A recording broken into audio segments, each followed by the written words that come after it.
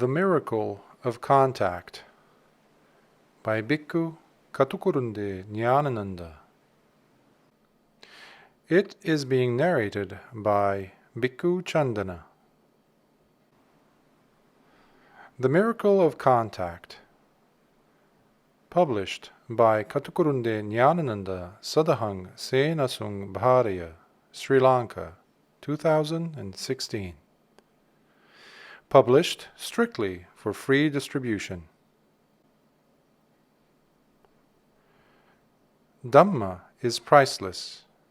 Therefore, this book is strictly for free distribution.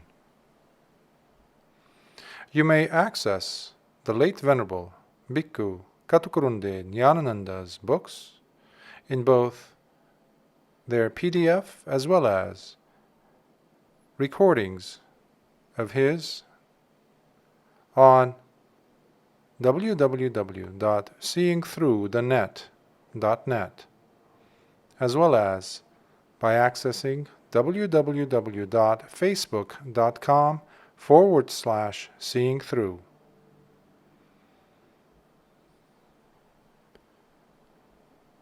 Introduction.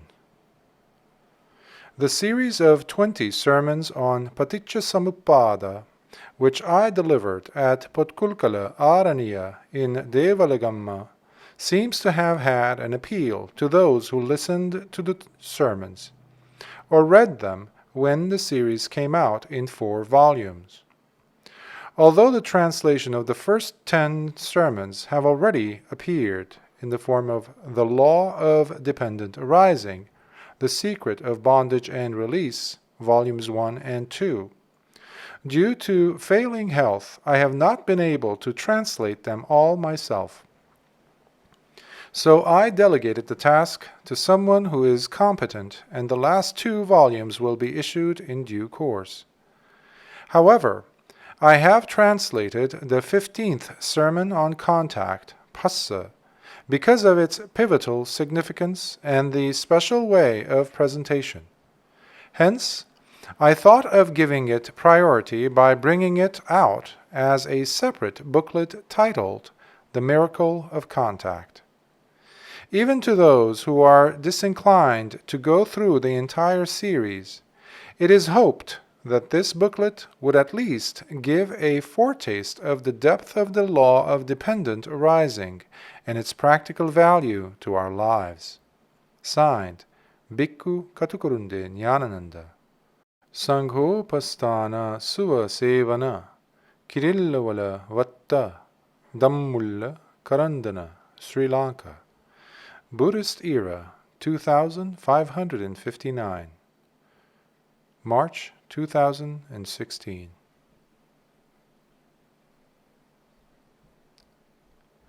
The Miracle of Contact. Pahankanua Sermon number 197. Namo tassa bhagavato arahato samma sambuddhassa. Homage be to the Fortunate One, the Worthy, fully enlightened. Te sang phassa paretanang bhavasotanusarinang kummagga patipannanang ara sangyojanakhayo yecha passang parinyaya anyaya upasamerata teve phassa bhisamaya nichhata parinibbuta. Dvayatānupassana Sutta, from the Sutta Nibbāna. To them that are fully given to contact and are swept by the current of becoming, to them that tread the wrong path, destruction of fetters is far away. But they that fully understand contact and with full comprehension are attached to appeasement, it is they that by the understanding of contact are hungerless and fully appeased. Dear listeners, the Dhamma that the teacher of the 3 worlds, the fully enlightened Fortunate One, placed before the world is one that goes against the current. That Dhamma which flows against the pervert and narrow current of becoming is the massive body of water called Dhammasota, that takes one towards the cessation of becoming. The worldlings caught up in the current of becoming go on revolving in this samsaric whirlpool. The noble disciple who has fallen into the Dhamma current reaches Nibbāna, which is called the cessation of becoming. The turning point between these two is contact. Therefore, we have chosen as the topic of this 15th sermon 2 verses on contact found in the Dvayatānupassana Sutta of the Sutta Nipāta. Since we used as the topics of a number of earlier sermons verses from this Dvayatānupassana Sutta, you all might remember the style of preaching followed by the Buddha in that discourse. Introducing various items of Dhamma which incline to 2 sides and distinguishing their arising aspect and the cessation aspect is the style of preaching in this discourse. Now, the 2 aspects of contact the Buddha first of all introduces to the congregation of monks with this statement in prose. If there are those who ask whether there could be another mode of contemplating the dualities, they should be told, there is. How could there be?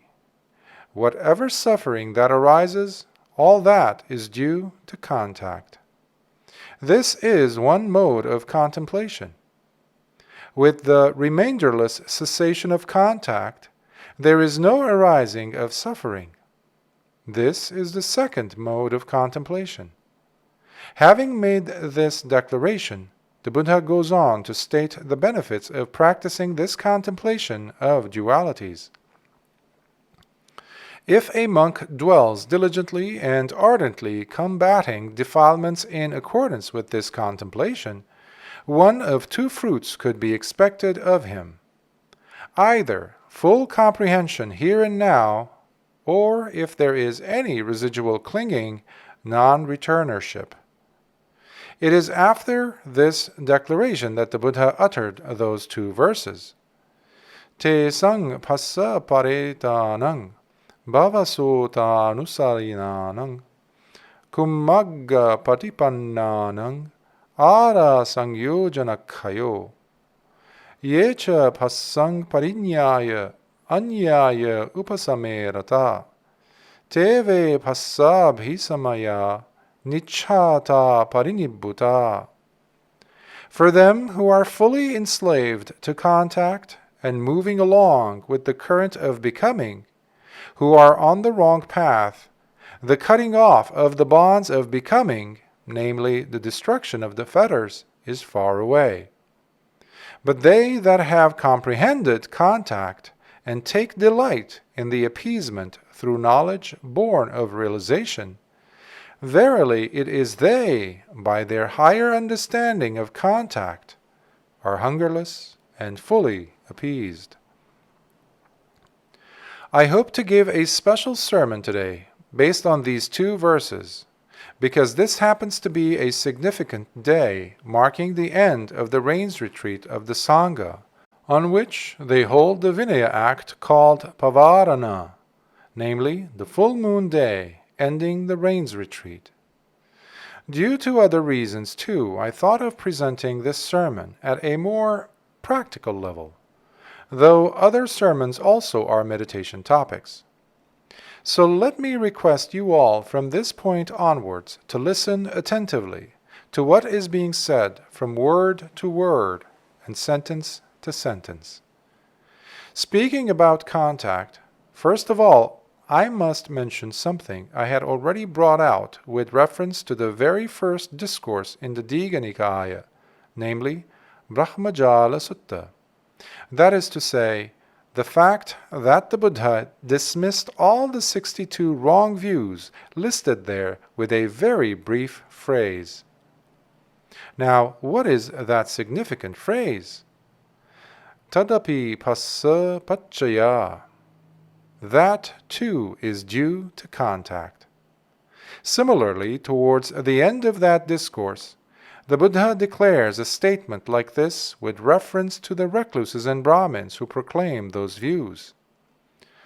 Sabbete chahi passa yatanihi pussa pussa patisamvedenti. They all go on experiencing through the 6 sense spheres by contacting again and again. Then the consequences of it are also mentioned. Because of that feeling they get craving, and due to craving, grasping. Due to grasping, becoming. Due to becoming, birth, and due to birth, decay and death, and all the rest of suffering. What does it mean? As stated in the first verse, all recluses and Brahmins who took up those 62 views are enslaved by contact, caught up in the current of becoming, and fallen on the wrong track. Therefore, they have not attained freedom from the fetters of becoming. Finally, the Buddha proclaims what sort of Dhamma he preaches. About the monk who has attained arahanthood in this dispensation, it is said that he is one who has reached full appeasement by 5 kinds of understanding about the 6 sense spheres. What are they? As we mentioned in a previous sermon, the understanding of the arising, going down, satisfaction, misery, and stepping out in regard to the 6 sense spheres, that is to say, samudaya, athagama, asada, adinava, and nissarana. This is the distinctive quality of this dispensation in regard to contact. From here onwards, we shall take up a number of discourses to clarify further the phenomenon of contact. Now you had better take this as a pilgrimage to Nibbāna. With that idea uppermost in your minds, please try to listen attentively to this sermon during this hour. I need not mention this in particular, for you know well enough about the 12-linked formula of dependent arising. In that formula, beginning with avijja paccaya sankhara, dependent on ignorance, preparations, this is how contact comes to be mentioned.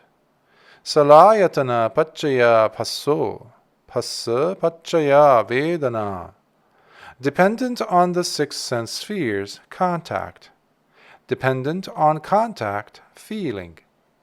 But the deepest philosophy of contact is presented to us with the utmost clarity by the Madhupindika Honeyball Sutta, which is rich in its flavor of meaning like a ball of honey.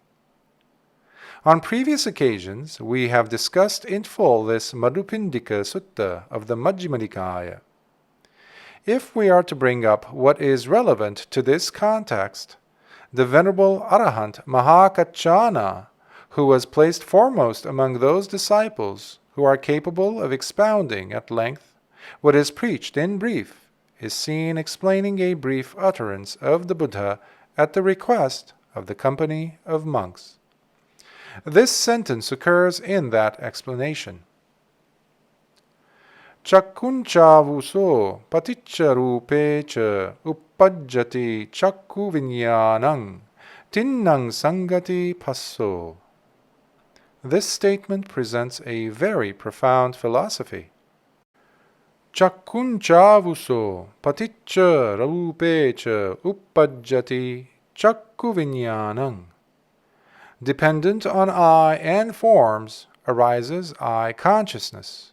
Then comes the phrase, tinnang sangati passo.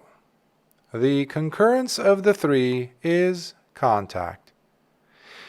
If you reflect on this deeply, you will discover an extremely knotty point, a subtle one at that. Now remember, here the 2 words paticca and uppajjati came up.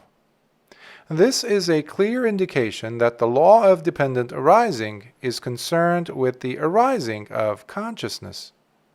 Because of I and forms arises I consciousness. But once it arises, worldlings, because of their delusion, because of their ignorance, count them as three. It is not really justifiable to count these as three. Why? It is because of the I and forms that consciousness arose. We have explained what I consciousness is. The nature of consciousness is the very discriminating as two things. Until consciousness arises, there is no idea of I and form as two things. It is when consciousness arises that one gets the idea, this is my I, and there is that form. That is why we say that the gap, or the interstice, between the two is consciousness. But due to non-understanding, one counts I, forms, and consciousness as three. It is when one imagines them as three that contact arises. From there onwards, it is all delusion. That is why we call contact the turning point. Now that regarding contact we spoke of two things and a gap, let us now turn to a powerful discourse we had discussed on various occasions, namely the Majjhe Sutta among the sixes of the Anguttara Nikaya, or the numerical discourses. First of all, let me mention the introductory story for those who do not know about it. When the Buddha was dwelling at Isipatana in Benares, a group of elder monks gathered in the assembly hall after the alms round and initiated a Dhamma discussion. In modern parlance, it may be called a symposium. What was the point at issue? A question to this effect came up in the Dhamma discussion. The fortunate one has preached in the Metteya Panha of Parayana the following verse. Yo ubhyante viditvana majje manta nalippati tang brumi mahapurisoti sodha sibbani macchaga. Having taken up this verse, they extracted 4 questions as the subject for their symposium. What are they? Let me first explain the meaning of the verse. Yo ubhante viditvana. He who, having understood both ends, majjhe manta nalippati, does not get attached to the middle with wisdom. Tang brumi mahapurisoti, the Buddha is saying, him I call a great man. Why? Sodha sibbani macchaga, because he has bypassed the seamstress in this world. So out of this cryptic verse, 4 points are elicited as questions. What is the one end mentioned in this verse? What is the second end? What is the middle? Who is the seamstress? To these 4 questions, 6 elder monks put forth 6 interpretations. They seem to be wonderful meditation topics. Let me bring up only what is relevant to the context. Relating to the question of sense spheres, the interpretation given by the 5th elder monk is this. One end is the 6 internal sense spheres, namely eye, ear, nose, tongue, body, and mind. The second end is the 6 external sense spheres, forms, sounds, smells, tastes, touches, ideas. The middle is consciousness, and the seamstress is craving. Talking about seamstress, nowadays there could be skilled seamstress in the garment industry. But this seamstress can beat them all because she has 3 special qualifications, namely, Pono Bhavika, she puts the stitch for the next birth, Nandiraga Sahagata, She has delight and attachment, and tatra tatra bhinandini. She delights now here, now there. It is that seamstress who puts the knot between the two ends, ignoring the middle. Consciousness, which is in the middle, has arisen because of those two. But ignoring that fact, the seamstress, craving, puts the stitch to those two ends. For instance, it stitches up I and forms. The story of stitching up I and forms we have mentioned on various occasions. If we are to give a simile, one that is easily understood is the mirage. In short, the Buddha has compared the entire aggregate of perception to a mirage. When we say mirage, we have in mind only the I and forms. But the comparison of the entire aggregate of perception to a mirage is a very deep dictum. However, in this context, for simplicity's sake, let us take the question of I and forms. Most of you know what a mirage is, but let us briefly remind ourselves about it. There is a Sanskrit word for the mirage, namely mrigatrishnika, which means a sight that arouses craving and thirst in a deer. At times when there is a drought, there is an appearance in the distance which resembles flowing water. The deer imagines water in it. What is its stance? I am here and water is there. I am here and water is there. Though it tells itself I am here and water is there, with every step it takes, it is taking its I with it. Still it goes on telling, I am here, water is there.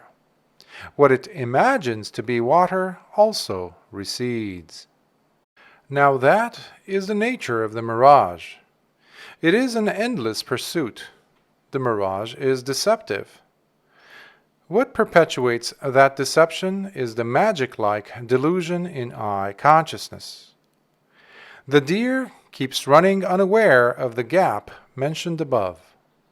It is ignorant of the intervening space. Due to that delusion, the deer runs and gets wearied. The Buddha has pointed out that not only the deer, but the entire world of living beings is deluded like it, by this mirage of perception.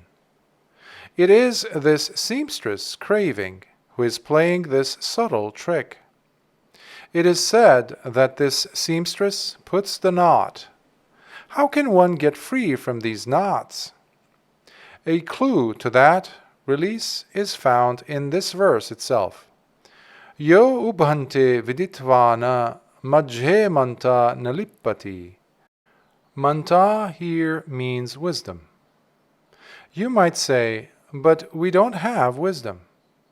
It is something that dawns on arahants automatically. You must not say so. The seed of wisdom is there in every one of us. It is yoniso manasikara, radical attention. Yoniso manasikara is a very powerful word in this dispensation, particularly for insight meditators. But unfortunately, we have to mention that in the commentaries we do not get a clear explanation of it. It is explained as upaya manasikara, skillful attention, and patha manasikara, attention according to the path. We call it wise attention for convenience's sake. But there is a great depth in it. Yoni means the place of origin, the matrix. Therefore, yoniso manasikara means attention by way of the place of origin. Already you can guess what the place of origin is. It is contact, passa, that we called the turning point. That is why in the Brahmajala Sutta we found the dictum, tadapi passa pacchaya. That too is dependent on contact. It seems, for some reason or other, that fact has not come to light so far. Contact is what seems to be the place of origin. So attending by way of the place of origin is yoniso manasikara. From here onwards, we have to give various similes. There is a game called table tennis. Well, let us call to mind this game. What we call the ping-pong ball and the two rackets are the paraphernalia required. There is a short net in the middle of the table tennis table. What is the procedure in this game? The ball that the player on the other side spins with his racket has to be returned to the other side by the player on this side before it falls to the ground.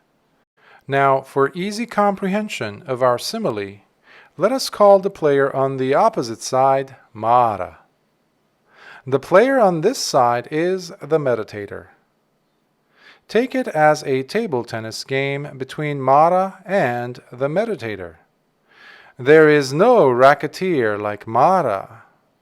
Just call to mind the nuances of the term racket in the society. We have come all this way in samsara because we got caught in Mara's racket. Now we are going to beat Mara. Even to beat him, the meditator has to take up the racket. What does the incompetent or unskillful player do? When the player on the other side sends the ball to this side, he lets it bump off and, with difficulty, returns it, bending his body this way and that way. He cannot go on like that. He will be the loser before long. On the other hand, the competent one keeps standing straight and returns the ball to the other side as soon as it touches his side of the table. He does not allow it to bump off. You had better take this bumping off itself as a simile for papancha, conceptual proliferation. In the context of the Dhamma, this bumping off is comparable to papancha. Not to give way to papancha is attending then and there without allowing thoughts to bump off. What is the then and there? The point of contact, phassa.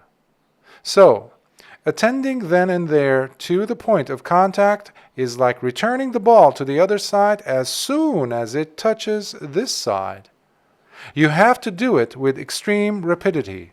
It is the one who does it very rapidly that in the end beats Mara. Mara will have to throw away his racket.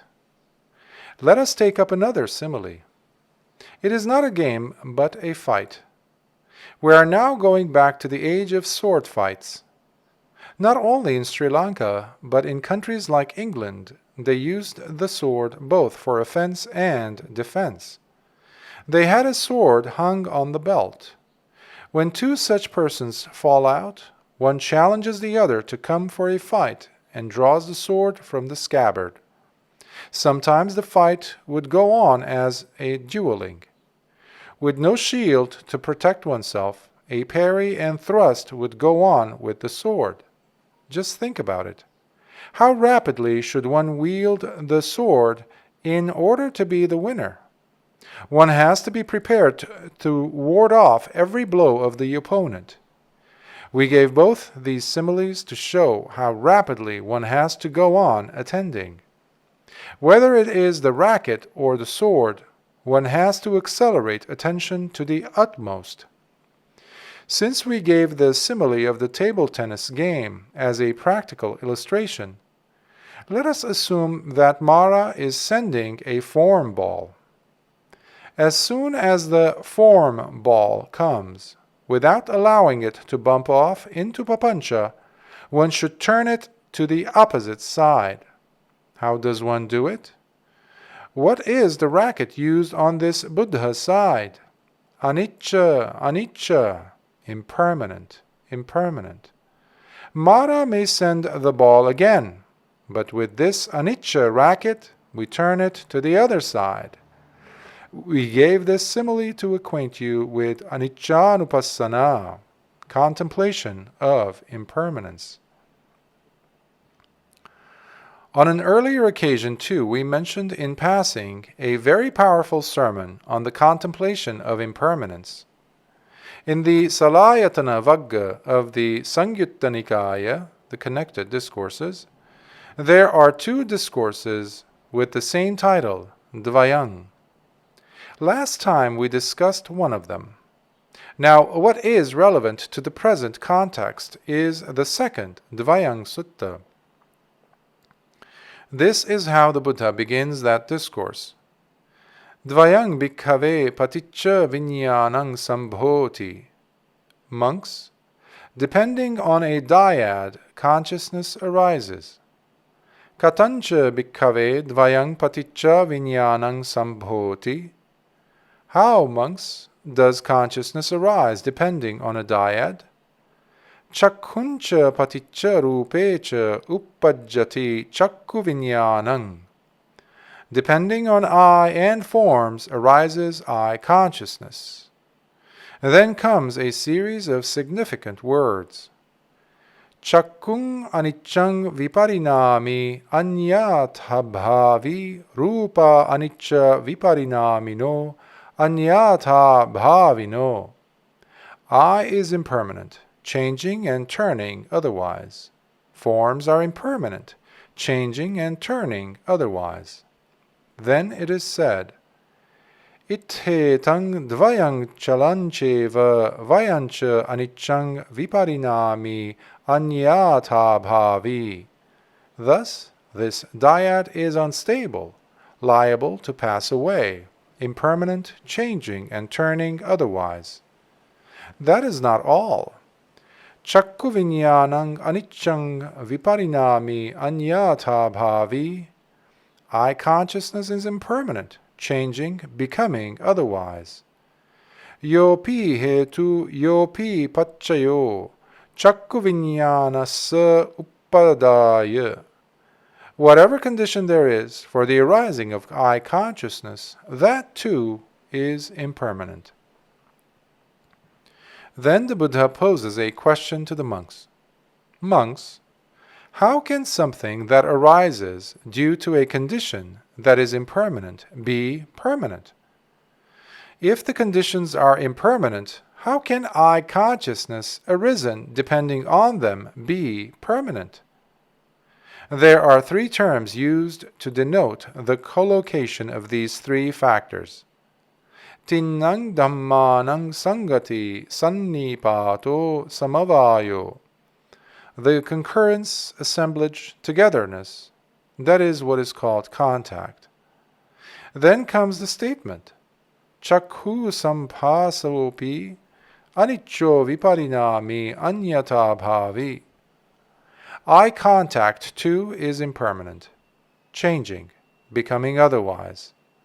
Then again the question is posed, how can eye contact arisen due to impermanent conditions be permanent? Now comes a significant declaration. Puttho bhikkhave vedeti, puttho sanjanati, puttho ceteti. Contacted monks, one feels. Contacted, one perceives. Contacted, one intends. Keep in mind, then, the origin and matrix of feeling, perception, and intention is contact itself. It is not without reason that we stated that yoniso manasikara, or radical attention, is attending mentally to the point of touch. In conclusion, it is said that all these things are unstable, passing away, impermanent, and changing otherwise. Ithetepi dhamma chala cheva vayacha anicca viparinamino anyatha bhavino. This is the wonderful presentation of the contemplation of impermanence by the Buddha. With that background, you can now understand that whether it is the racket or the sword, what matters is the speed of directing attention. It is at the moment one has accelerated the speed of attention to the utmost, that one can understand the secret of that mirage. We have now said enough about the eye. There are 6. So then, let us turn our attention to the ear. I hope to explain that too with similes. Let me mention first of all that I have to hark back to the Majjhima Sutta when speaking about every sense sphere. According to the exposition in the Majjhima Sutta, this is what is stated about the ear. Ear is one end, sound is the second end, and ear consciousness is in the middle.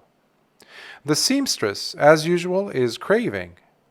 What does this seamstress do? She puts the stitch on ear and sound, ignoring ear consciousness. In this case, too, accelerating attention is what is helpful. I would like to give a simile to illustrate the acceleration of attention. It may be a little unconventional. As you know, there is an insect like a beetle, about 2 inches in size, living on the trees, which we call rahaya. In English, cicada. That creature starts a music around 4 o'clock in the afternoon. When one cicada gives the start, others join in the chorus. It is an extremely rough music, irritating the ear. If you bear with me, I shall imitate it. Rrr, rrr, rrr. Sometimes I wonder whether it is called rahaya because it teaches us how to roll our R's. Of course, I do not know the etymology of the word. Rahaya's music is a big disturbance to our meditation for calm and serenity, i.e., samatha, because it digs into the ear. But it reminds us that there is something called the eardrum. The most wonderful musical instrument in the world is the eardrum. Rahaya reminds us of the fact that we have an eardrum. Though it is our enemy in samatha, we can make it our friend in vipassana, insight meditation, if we use radical attention with mindfulness, sati, and full awareness, sampajanya. Between 2 R's, there is Nibbāna, if one focuses one's attention there. Only if you get caught in the knot of the seamstress craving that it becomes a rough and irritating music. At least you will realize that it is only a concatenation of R's. According to the terminology of insight meditation, we may say one can leave behind the perception of the compact ghanasanya and arouse the perception of the heap rasisanya, if one directs one's attention then and there with mindfulness and full awareness. So, after all, rahaya is an insect that gives us a meditation topic for Nibbāna, though apparently it is a disturbance to calm. I must confess, I forgot to mention one thing when speaking about the eye. All the similes I gave about the eye are gross when compared with the simile given by the Buddha in the Indriya Bhavana Sutta. It is the last discourse in the Majjhima Nikāya, the middle-length discourses. It is a wonderful discourse which the Buddha addressed to Venerable Ānanda. We may say that the quintessence of that discourse is the supreme and incomparable development of sense faculties, Anuttara Indriya Bhavana. It is illustrated with a number of similes. The simile that the Buddha had given there with reference to the eye beats all our similes regarding the acceleration of attention. The simile is, as quickly as a man with vision opens his eyes and closes them, and closes the eyes and opens them, one should exercise radical attention with regard to forms coming before the eyes. So, for the eyes, the Buddha has aptly given a simile based on the eye. When it comes to the ear, he gives a simile about the ear itself. Just as a strong man snaps his fingers with perfect ease so quickly, should one attend to a sound. By the way, the snapping of the fingers is often taken as an indication of a moment, khanna. The Buddha says that on hearing a sound, a monk might be pleased or displeased or have a mingling of both, but that he should immediately get rid of them and bring his mind to rest in equanimity. Then we come to the nose. There too, if we go back to the Majjhima Sutta, nose is one end, smell is the second end, and nose consciousness is in the middle. The seamstress craving ignores the middle and puts the stitch. When we smell something, we actually take in the air bearing the odor. If it is a pleasant smell, we take it in with attachment. Air is the bearer of smell. There is a story in the Sagataka Vagga of the Sangyutta Nikaya regarding attachment to fragrant smells. In the Kosala country, a forest-dwelling monk was living in a hut in the jungle. One day, on returning from his alms round, he went down into the pond and eagerly smelled a lotus flower. A forest deity saw it and accused him as a thief of fragrance. The monk in defense said, "How can you call me a thief of fragrance? I didn't pluck the flower or take it away." But the deity said, "You are here purifying your mind, so even a slight fault appears as a serious one." The monk confessed his guilt and thanked the deity for pointing it out. So it seems even intentionally smelling a flower is a defilement. The delusion of the mirage is perpetuated in doing so. One imagines that the fragrance is in the flower. In regard to the tongue, Majjhima Sutta says, "Tongue is one end, taste is the other end, and tongue consciousness is in the middle." When it comes to tasty things, it may be ice cream or a piece of instant chicken. What happens as soon as one sees the ice cream or the piece of chicken? Saliva flows into the tongue. Saliva is the bearer of taste, just as air is the bearer of smell. Saliva gets ready to receive the taste. So one greedily gulps down the tasty thing. The craving for taste is so powerful that the Buddha has recommended the meditations on elements and loathsomeness to combat it. He declares that one who is greedy will never awaken his heart to Nibbāna. Rasatanhāya gadhito hadayang nava bujjhati. Sometimes he gives a simile that makes one shudder when reflecting on it. In the Nālaka Sutta of Sutta Nipāta, when describing the path of practice befitting a muni or sage, he mentions it in brief. Kuradharupamo bhava. Be one who has the simile of the razor edge in mind. The simile about the razor edge given by the Buddha is as follows. A razor blade is smeared with honey. To one who is greedy, the razor blade is given to lick. Can he do it without cutting his tongue? That is a simile which arouses fright in the greedy. Taste is such a subtle craving. Why does the Buddha give us such a frightful simile?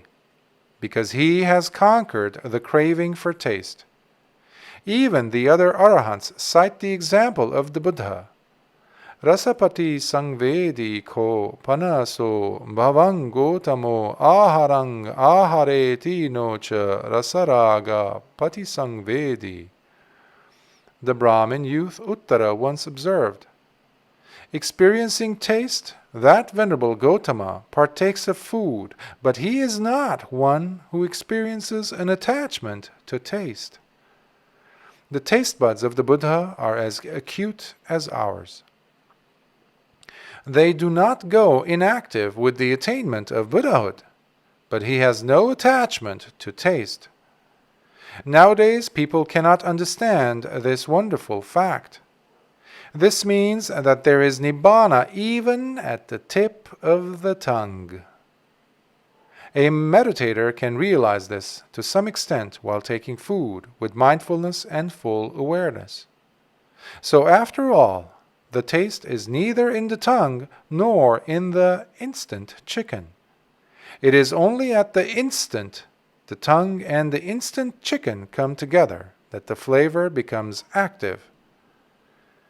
Now that we have spoken of saliva, just see how aptly the Buddha has given a simile for it. When speaking about the eye, he gave a simile that befits the eye, and in speaking about the ear, one that befits the ear. Now see how apt the simile about the tongue is.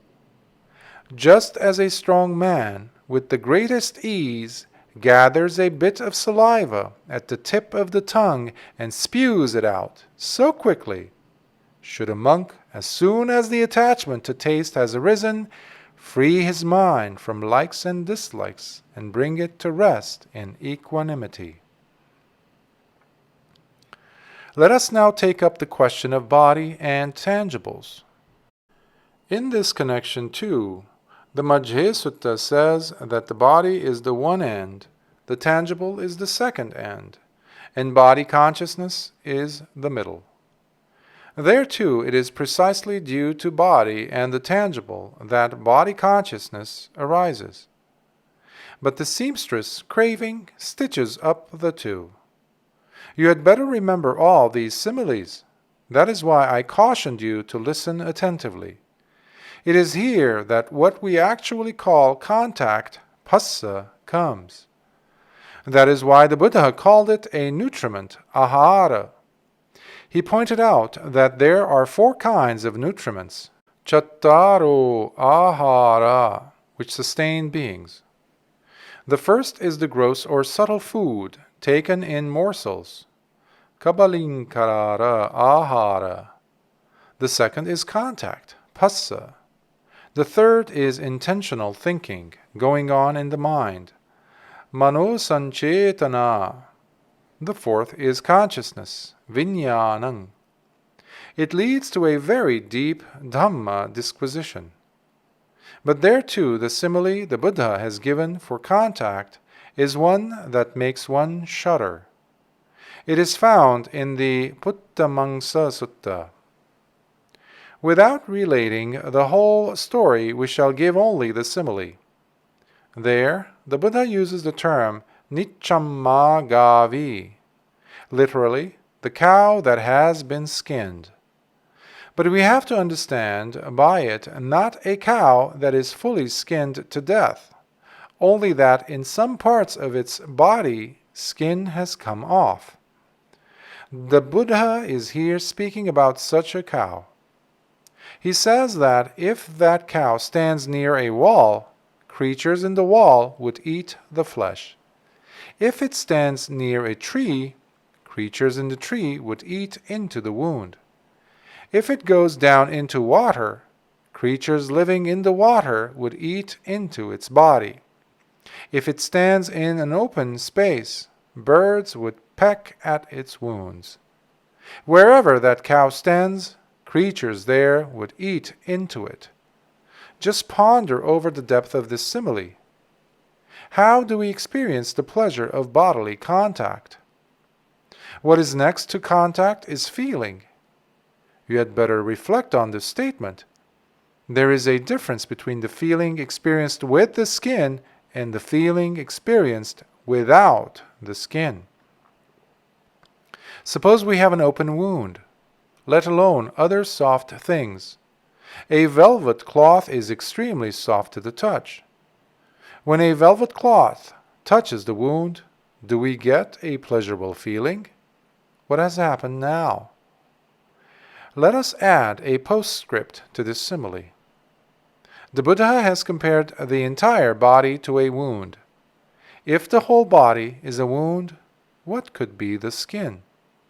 The skin is the bandage on it. It is to decorate this bandage that worldlings, especially females, are spending so much. To paint the bandage and make it fashionable, females in particular take a lot of pains. When a tiny scratch occurs, the pleasure of touch is gone. I need not give you instances. Just reflect on the difference between the feeling with the skin and without the skin.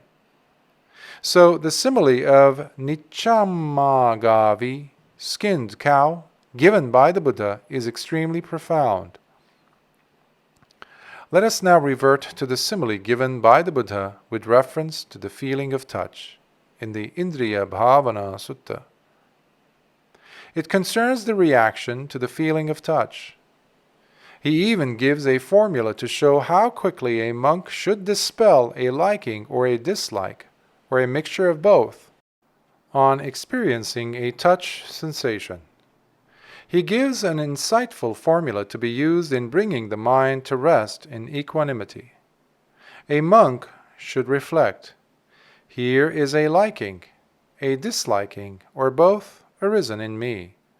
But that is something prepared, gross, and dependently arisen.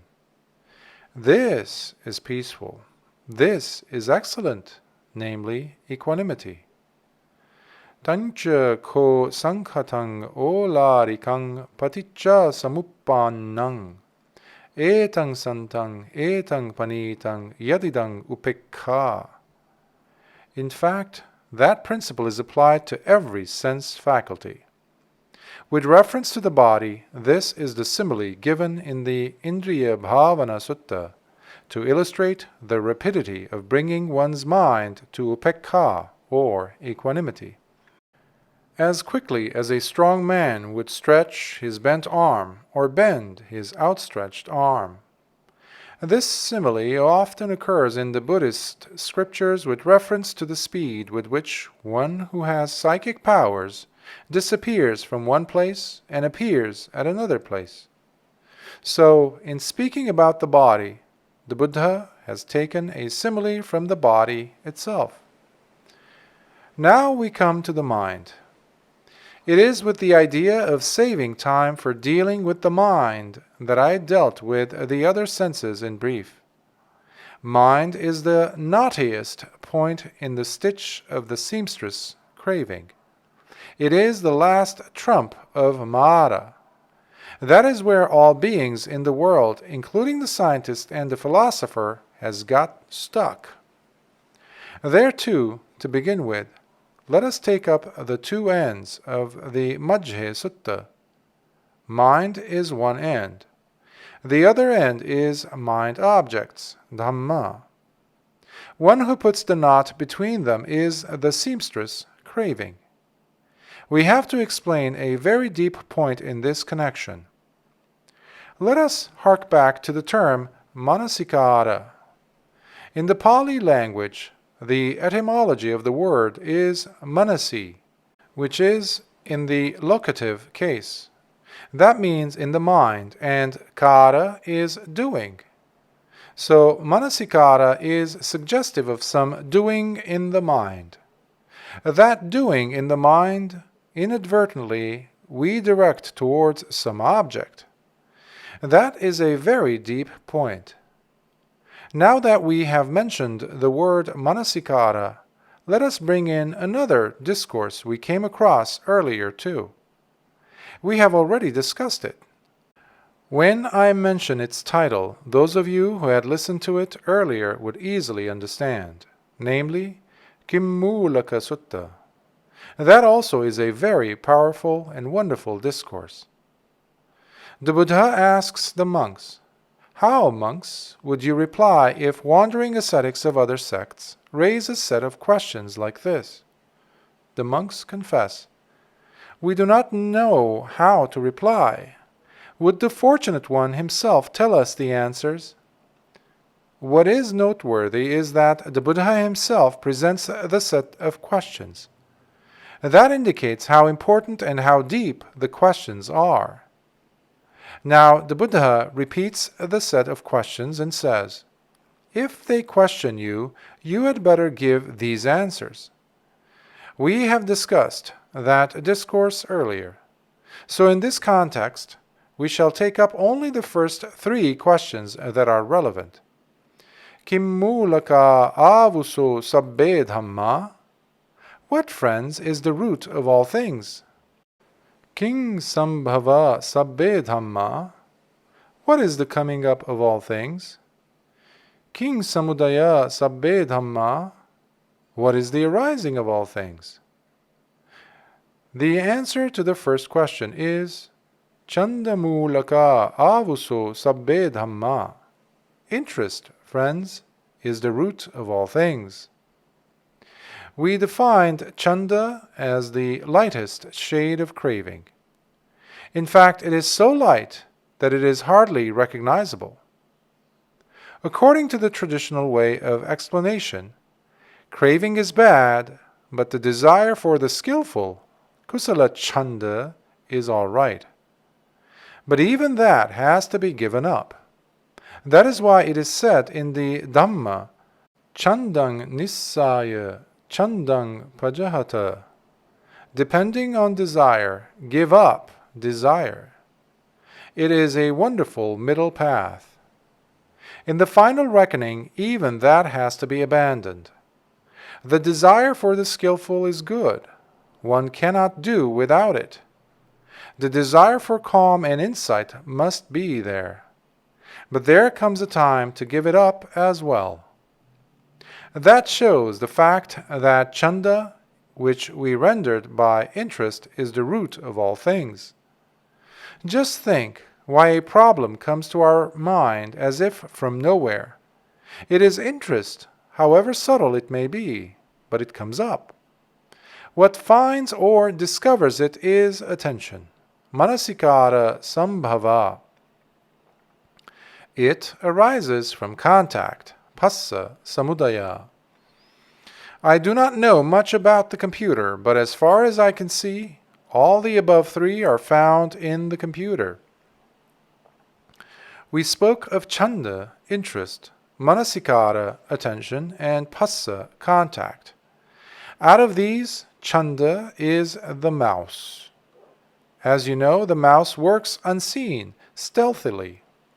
One cannot even see it working. When the mouse of the computer is active, what happens? The cursor starts running. That is attention. So interest is the root, the mouse, which works stealthily. What does it do stealthily? It sets the cursor working. What does the cursor aim at? The menu on the screen. That is passa, contact. It is from there onwards that one enjoys what is dished up by the computer. We gave this analysis to make the explanation as practical as possible. So then it seems interest is the root of all things. Until the Buddha pointed it out, the world was unaware of it. Every time we conclude a deep disquisition by citing 2 simple verses which everyone knows. Let us recall them, at least the relevant portion. Manopubhangama dhamma manoseta manomaya. All this time, the commentarial tradition had interpreted it differently. As we pointed out in explaining the line Manopubhangama Dhamma, out of the 2, Mano or mind and Dhamma, mind objects on either side, mind comes first as the forerunner, Manopubhangama. Mano se ta, the mind objects have mind as their chief. Not only that, Manomaya, the mind objects are mind-made. That is why there is that word with its peculiar etymology, manasikara, literally, doing within the mind, i.e., attention. We were not aware that an object of the mind is of mind's own making.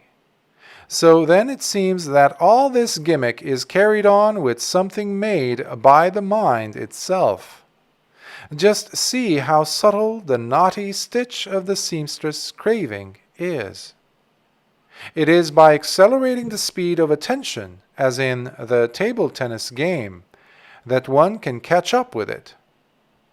The secret of attention, manasikara, is discovered by accelerating radical attention, yoniso manasikara. That is to say, by attending promptly, then and there. This is something almost unimaginable. There comes a time when the place of origin of a thought comes to light. There is in fact a couple of lines of a verse in a certain discourse which even the commentaries do not explain correctly. Disva ayatanupadang sammachittang vimuchyati. Having seen the arising of sense spheres, the mind is well released.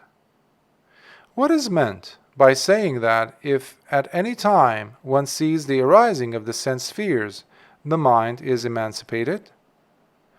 The arising of the sense spheres occurs at a speed hardly discernible. With extreme rapidity, the give and take process goes on between the mind and the mind object. Everyone thinks that the mind object stands before the mind, for one can argue, how can we think without an object? But from the etymology of the term manasikara, one can understand that the mind object itself is mind-made. That is why we say manomaya. At whatever occasion one comes to understand it, the magic show of consciousness gets exposed. It is this magician, this juggler, who creates this confusion. What we find in this magic show is the mind and its object, which is of its own making. In the final reckoning, it amounts to the same problem of the deer and the mirage. Only when one accelerates radical attention to the utmost, one comes to understand it as it is. We need not give a simile of our own. Any simile we can give falls far below the mark when compared to the simile given by the Buddha with reference to the mind. Suppose, monks, a man lets fall 2 or 3 drops of water into an iron cauldron heated all day long. The dropping of those water drops is slow, but their drying up and evaporation is instantaneous. Just try to visualize it. You let 2 or 3 drops of water to fall from above into an intensely heated iron cauldron. If you watch the drops as they fall, you fail to see them drying up. In this simile, we seem to get a hint to what is happening between mind and mind object. But even that, if a meditator realizes by accelerating radical attention, he has seen the arising of sense spheres. How the two come together and consciousness arises. To see the arising of consciousness is to see the law of dependent arising. Chakkuncha paticca rupecha uppajjati chakku viññāṇaṃ. Note the significance of the 2 words, paticca, uppajjati. Depending on I and forms, arises I consciousness. The Buddha has preached that consciousness is a magic show. That is why it is said, Majhe manta nalippati, gets not attached at the middle with wisdom. Yo Bhante viditvana, he who having understood both ends. Why does one who understands both ends has no attachment to the middle? Because he has wisdom. He has discovered the magic of consciousness. We have so often said that if one sees the interior of a magic show, the magic is no more for him. It happens at the above-mentioned occasion. It is then that radical attention, or yoniso manasikara, which we called the seed of wisdom, bears its fruit as wisdom itself. In that wisdom, consciousness has no place. That is why it is said, Panya bhave tabbha vinyanang parinyayang. Wisdom has to be developed. Consciousness has to be comprehended. In order to comprehend consciousness, wisdom has to be developed. At the peak of the development of wisdom, the secret of consciousness is exposed. It is exposed at the above-mentioned moment. The arising of sense spheres is seen then and there, along with the seeing of the arising of sense spheres. Their cessation becomes obvious, since whatever that has arisen has to cease. That is the realization of cessation, nirodha.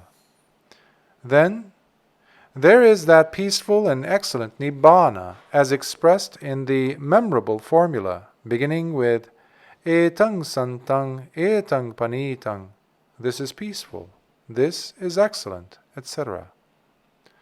The question now comes up about the object of the mind, Dhamma. We said that a meditator cannot do without it. There is a very important discourse which is relevant to the discussion of that point, namely, Alagadupama Sutta.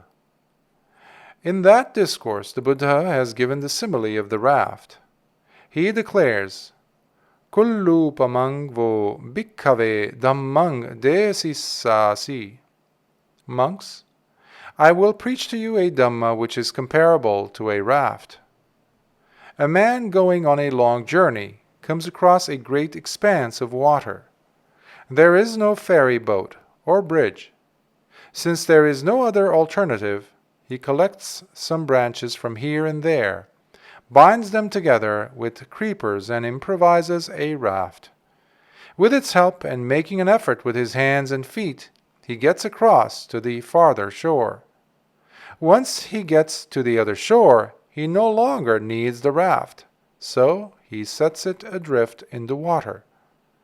Drawing the moral from this parable, the Buddha says, Kullupamo maya bhikkhave dhammo desito nittaranatthaya no gahanatthaya. I have preached the Dhamma with the simile of the raft just for crossing over, not for grasping. In the same connection, he says, if one has understood this simile, even those things that have to do with Dhamma have to be given up. What to say of things on the side of adhamma, that is, those contrary to the Dhamma?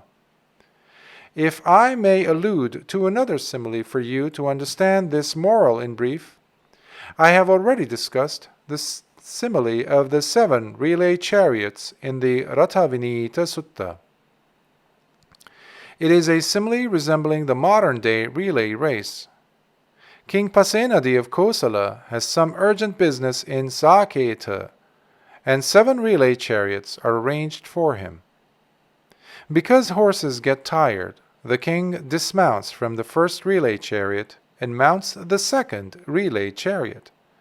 Likewise from the second to the third, and from the third to the fourth, and so on, and finally arrives at Saketa by the 7th chariot. It is after getting down from the 7th chariot that he settles his business. The simile given is an illustration of the sequence of the 7 purifications. The purification of virtue is purposeful as far as purification of the mind. Purification of the mind is purposeful as far as purification of view, and in this way 7 purifications are mentioned. The 7th is purification by knowledge and vision, but even that has to be given up, because perfect Nibbāna is without clinging. Anupada parinibbāna. This is very wonderful. In no other religious system you find anything like this.